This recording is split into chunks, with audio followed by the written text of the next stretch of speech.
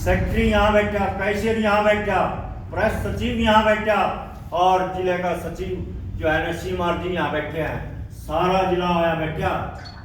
तो ये आप लोगों की देन है, जो आप लोग यहाँ इकट्ठे होकर बैठा और प्यार दें, उसकी देन है साथियों। आप जो है ना मैं कैशियर हैं सुरेंद्र। आदरणीय आज की इस मासिक बैठक के अध्यक्ष प्रधान जी, मंच चला रहे हमारे जिला के उप प्रधान, मंच पर विराजमान अध्यक्ष मंडल, जिला के प्रधान मास्टर बलराज जी, जिला के उप सचिव श्री ओम प्रकाश सीमार जी, प्रदेश सचिव धीरज सिंह रावत जी और इदरी ब्लॉक के कर्मठ और जुझारू और समझदार साथियों, हमारी जो जिले की बॉडी चलती है ये हमारे ब्लॉकों के ऊपर है। अगर हमारे ब्लॉक तगड़े हैं तो सब लोग जिला भी तगड़ा है, ब्लॉक ढीले हो जाए तो जिला भी ढीला हो जाएगा। तो हमारी जो भी मांग है, धीरज जी ने कहा था कि और विजय जी भी कह रहे हैं कि हमारी संगठन होना चाहिए और संगठन हमारा मजबूत है तो हम सारी मांगें अपनी मनवा सकते हैं। और उसके लिए मैं इंद्री ब्लॉक को धन्यवाद करूंगा कि यहाँ से हमारी आत्मा को शांति मिलेगी, हम संगठन हमारा एक होगा और हम अपनी मांगों को लेके रहेंगे। आप लोगों का जो यहाँ पर ये जमावड़ा है, इसके लिए आप सभी धन्यवाद के पात्र हैं। और साथियों,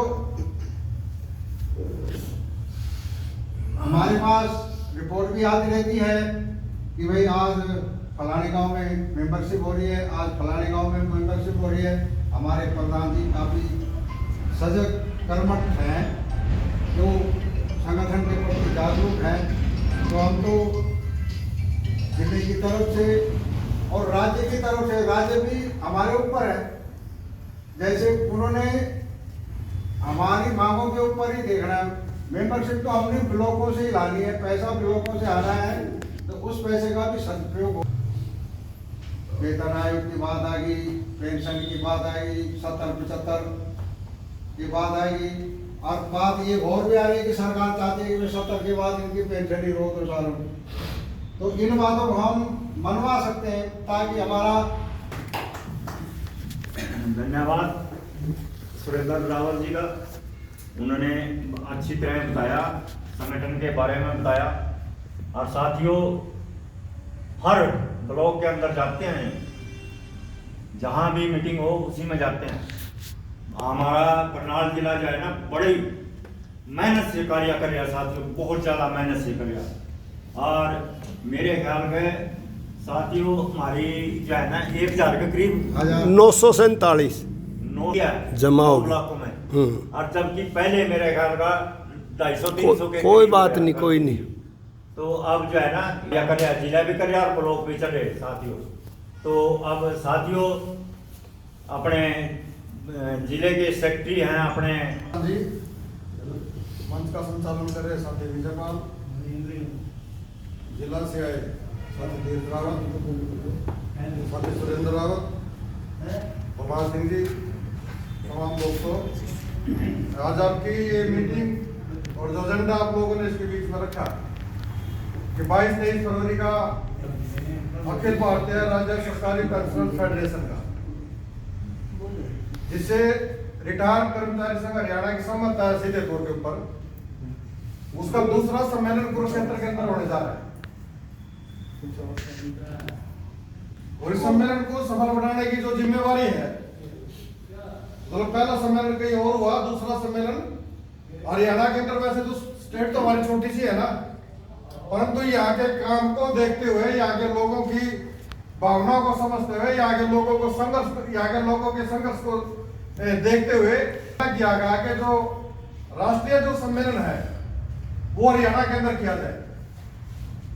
और कुरुक्षेत्र का चुनाव इसलिए किया कि कुरुक्षेत्र एक ऐतिहासिक धरोहर है, पूरे देश के अंदर एक मान्यता है।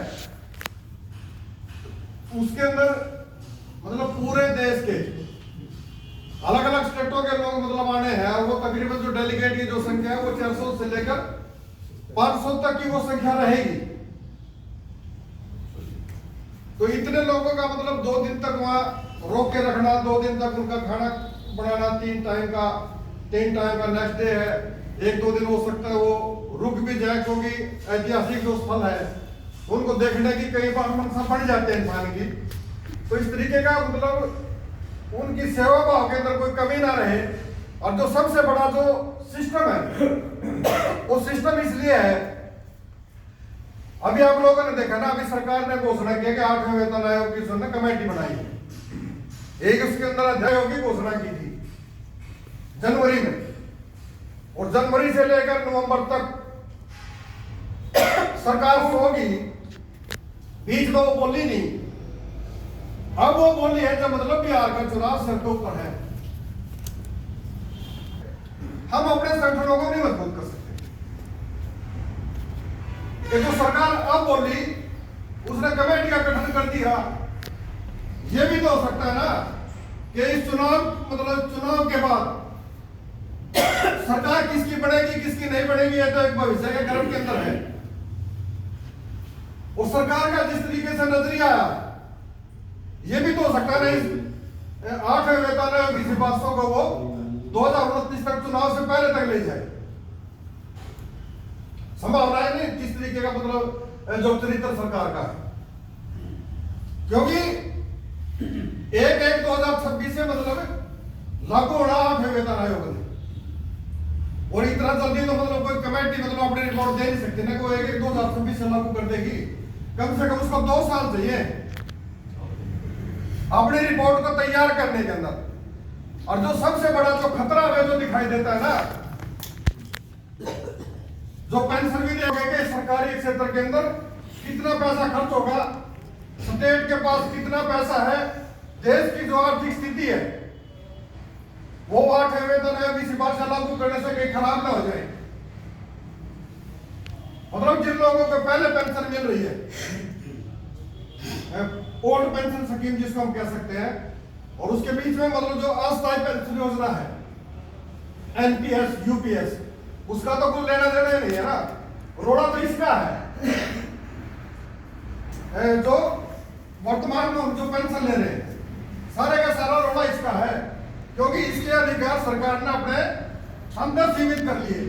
नहीं तो आप देखोगे 6वां वेतन आयोग जब लागू हुआ और 7वां वेतन आयोग जब लागू हुआ, तो मतलब उसके साथ साथ पेंशनर्स के ऊपर भी वो 6ठा वेतन आयोग और 7वां वेतन आयोग लागू हो गया था, हम लोगों ने देखा कंप्लीट तौर के ऊपर। परंतु 8वें वेतन आयोग के अंदर हमें ये संभावना दिखाई नहीं देती। सरकार के दिमाग में कहीं ना कहीं एक खोट है इस तरीके का। अगर सरकार कहीं ना कहीं ईमानदारी इसके प्रति होती ना, तो इस तरीके की कंडीशन ना लगाती। और देश में 2 चीजें काम कर रही है आज, ठीक है। एक तो सरकार